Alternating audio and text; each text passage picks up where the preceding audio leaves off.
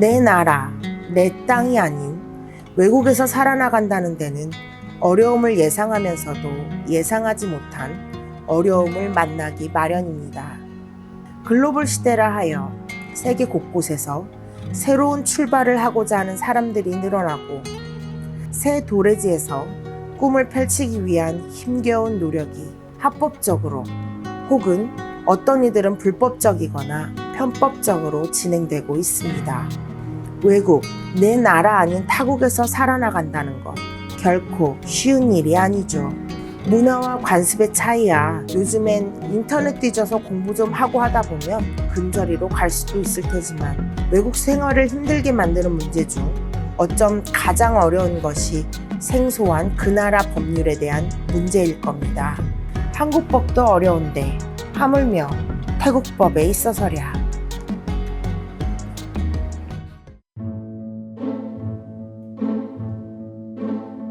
방콕 근교에서 자주 발생하던 스포츠 토토 조직이 태국 북부에 있는 치앙마이에서도 태국 경찰에 인지되기 시작하면서 한국인 10여 명이 한꺼번에 체포되었습니다. 다급한 목소리로 전화 문의가 왔지만 사건의 성격상 방콕에서 치앙마이까지 가서 우리로 포함해서 진행한다는 것은 어려움이 많음을 설명하고 물이익을 받지 않도록 상담, 설명하였습니다. 비교적 간단한 건이기도 했으니까요. 조사를 맡은 담당 태국 경찰이 벌금형을 받게 될 것이라고 한다고 해서 그 말을 무조건 믿지는 말고 우선 고속 절차를 밟고 치앙마이 현지에서라도 변호사를 선임해서 재판을 진행하는 것이 좋다는 조언을 하였죠. 하지만 조사 경찰들의 말만 믿고 안일하게 대처하다가 결국 재판에서 10여 명 모두 실형을 선고받았다는 소식을 들었습니다. 태국 경찰들이 예전의 사례를 들어서 벌금형에 그칠 테니까 변호사 선임은 불필요한 돈 낭비일 뿐이라고 조언하였고 설마 하는 마음으로 변호사 선임도 하지 않고 재판을 받았죠. 모두 실형이 떨어지게 되었던 겁니다. 여담이지만 태국 경찰에서 온라인 스포츠 도박을 집중적으로 단속하게 되는 계기, 그 계기는 FIFA 국제축구연맹으로부터 시작되었습니다. FIFA 입장에서 보면요, 온라인 스포츠 도박이 FIFA의 수익을 갉아먹고 있다고 판단한 것입니다. 표현이 조금 잘못된 것일 수도 있지만 힘센 놈이 먹을 걸 쬐맨한 놈들이 야금야금 먹어대니까 움직이기 시작한 겁니다. 불법 온라인 도박을 막기 위해서 FIFA는 인터폴에 활동비를 지원하기까지 했습니다. 이 사실은 실제로 인터폴에 근무하는 후배를 통하여 알게 된 내용이니까요. 근거가 있는 내용이라 판단되었죠. 인터폴로부터 다시 검거 협조를 받은 태국 경찰과 법원, 불법 온라인 도박을 예전처럼 다루지 않습니다. 심각한 범죄로 다루게 되었다는 의미죠. 그럼에도 불구하고 태국 경찰의 말만 믿고 태국 경찰에게 용돈 조금 쥐어주고 쉽게 해결하려다가 콩밥 먹게 되어버린 겁니다.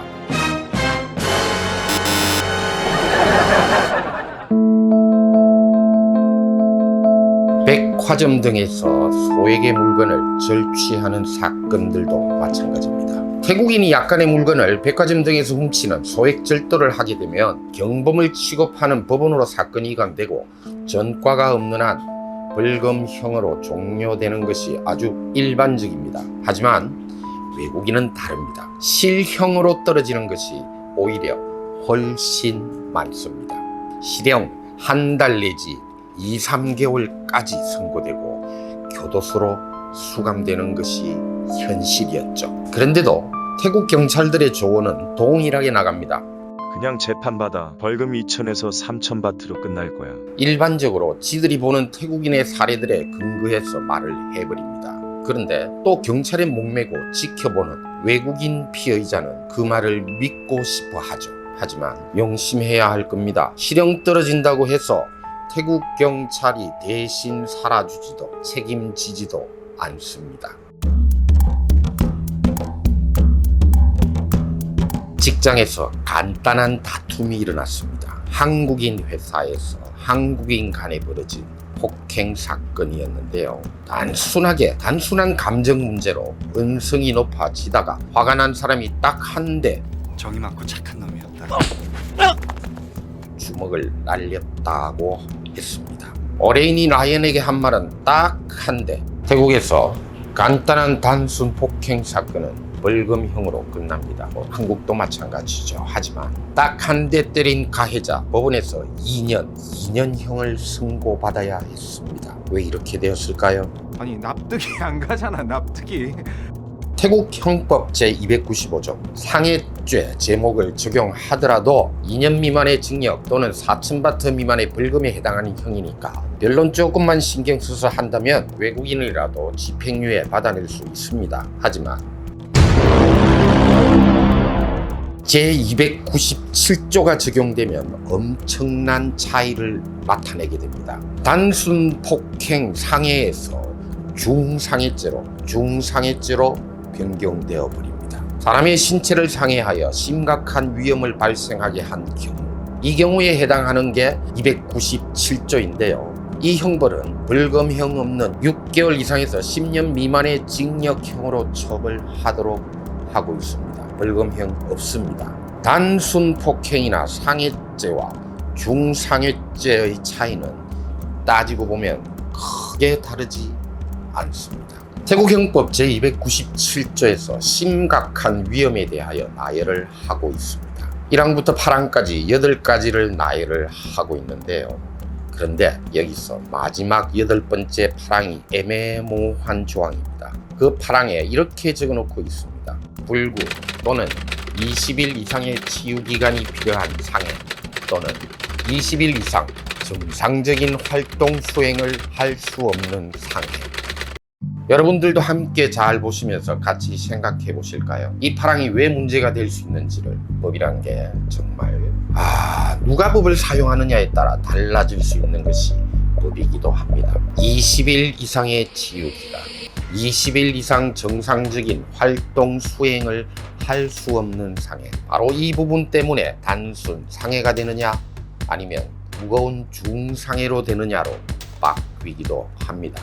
태국 법원에서는요, 무지하게 폭행을 당해서 실명이나 생식 기능 상실 등 이런 장애가 발생하지 않더라도 20일 이상 병원에서 입원 치료를 한 병원 확인서를 제출하기만 하면 중상해 태국 형법 제297조를 적용하여 버린다는 점에 있습니다. 딱 한 대 맞은 피해자는 가해자를 골탕 먹일 생각으로 바로 이 8항을 적용시키려고 별다른 게 없었는데도 불구하고 20일 동안을 병원에서 꼼짝 않고 치료 아닌 요양을 하였습니다. 그리고 그 내용을 경찰에 제출하였던 겁니다. 가해자가 변호사를 선임하였지만 단순 폭행죄나 295조 적용을 확신한 가해자의 태국 변호사, 이 태국 변호사의 안일함 덕분에 사실상 경찰 조서와 기소장을 제대로 검토만 하였더라면 어떤 제목을 적용하여 기소하고 있는지를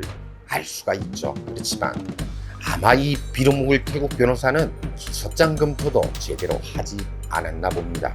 이하간 가해자는 태국 형법 제297조 조항의 적용으로 기소됩니다.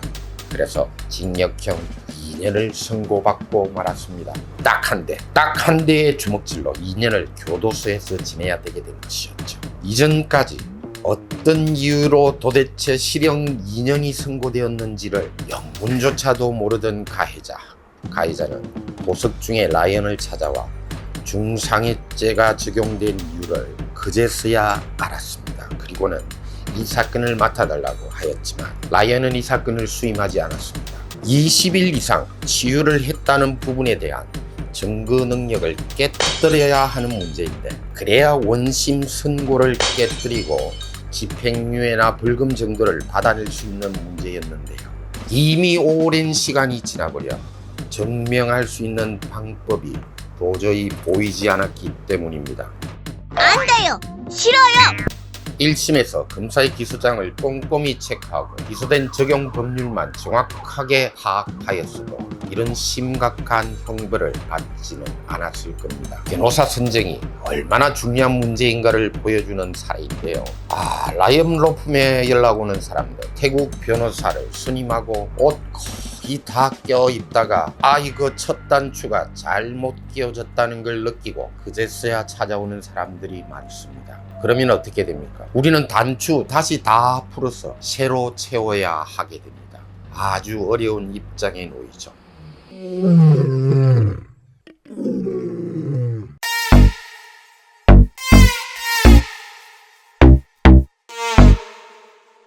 경찰 조서 단계, 가장 초기 단계에 해당하는데요. 태국인 3명과 자기 방에서 약을 먹고 취한 20대의 젊은 한국인 24살 정도로 기억하는데요. 취해서 태국인 남자 하나를 수십 군데 자상을 입힙니다. 마구 찔렀죠. 태국인은 죽다가 살아난 사건이 있었습니다. 이 젊은 친구 곧장 현장에서 체포되었지만 라이언이 경찰 조서 단계부터 참여하게 되었습니다. 경찰의 질의와 피의자 답변을 하게 되는 조서 단계. 이 조서 단계에서 보석과 재판을 염두에 두면서 우리는 각 항목에 대하여 대답을 하도록 했습니다. 문제가 될 수 있는 부분 하나하나 다시 수정해 가면서 그렇게 조성을 하였는데 이 젊은 친구 다음날 아주 쉽게 법원에서 보석 허가를 얻어내었습니다. 50대가량의 아버지, 그 젊은 친구의 아버지가 한국에서 들어와 있었는데요.